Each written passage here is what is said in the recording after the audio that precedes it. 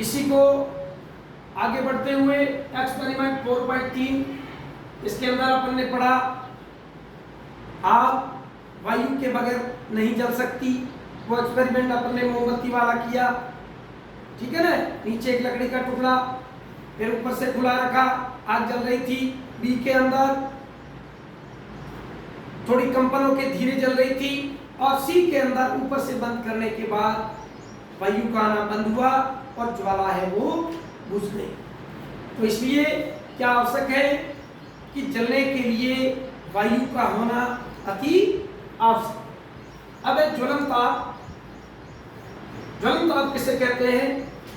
वह न्यूनतम ताप जिस पर कोई पदार्थ जलने लगता है उसका ज्वलन ताप कहलाता है। क्योंकि किसी भी चीज को अपन जलाते हैं वो तब तक नहीं जलती है जब तक कि उसके ज्वलन ताप के बराबर आग नहीं पकड़ लेती।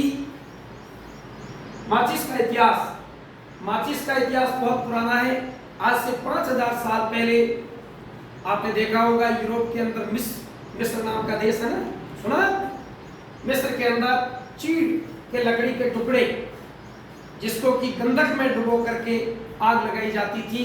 ये बहुत ही पुराना तरीका था, लेकिन इस पर चीड़ के टुकड़ों को साथ में रखना संभव नहीं है।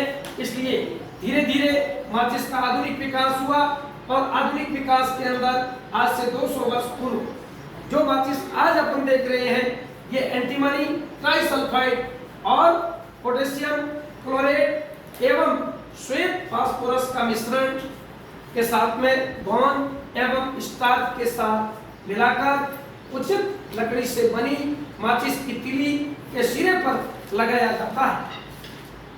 जब इसे खुरदरी सतह से रगड़ा जाता है तो घर्षण की उष्मा के कारण श्वेत फास्फोरस प्रज्वलित हो उठता है। ये तो था श्वेत फास्फोरस के साथ, लेकिन आपने देखा होगा कल कारखानों के अंदर श्वेत फास्फोरस है वो बहुत ही खतरनाक है। जो आवाज नहीं, श्वेत फास्फोरस बहुत ही खतरनाक होता है जिसके कारण कई मजदूरों की मृत्यु तक हो गई। तो बाद में श्वेत फास्फोरस के साथ माचिस बनाना बंद किया, उसकी जगह क्या लगाया? लाल फास्फोरस को लगाया, और उसकी वजह से फिर वो जलने लगी। श्वेत फास्फोरस बहुत ही हानिकारक है, इसकी जगह फिर हमने लाल फास्फोरस के साथ माचिस बनाना चालू किया, और ये एंटीमनी ट्राइसल्फाइड का दहन प्रारंभ हो जाता है।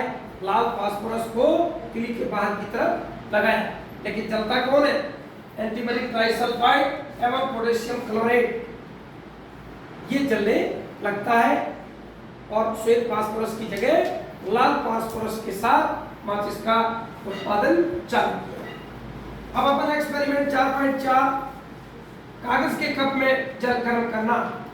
वो मोमबत्ती ली, एक के अंदर पानी भरा ज्यादा, एक में थोड़ा कम।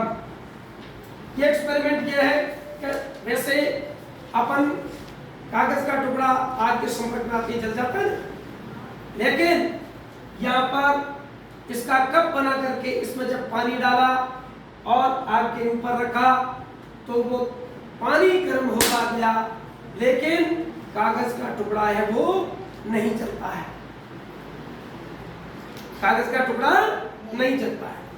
तो ये किस प्रकार से, और जब अब आगे बढ़ते हैं ज्वलनशील पदार्थ, जिन पदार्थों का ज्वलन ताप बहुत कम होता है, जो ज्वाला के साथ सरलता पूर्वक आग पकड़ लेता है, ज्वलनशील पदार्थ कहलाते हैं।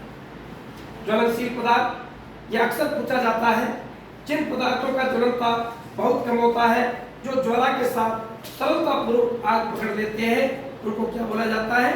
ज्वलनशील पदार्थ बोला जाता है। ये कौन कौन से हैं?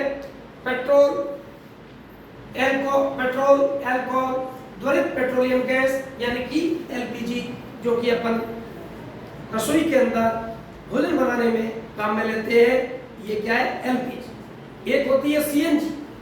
ये क्या है? सीएनजी, सीएनजी पेट्रोल पंप पे आपने देखा होगा, सीएनजी के द्वारा गाड़ियां चलती हैं। संपीड़ित gas CNG, Celsius liquid petrol gas और एलपीजी लिक्विड पेट्रोलियम गैस। तो ये आज का टॉपिक इतना ही, कल और आगे बढ़ेंगे। तब तक के लिए धन्यवाद।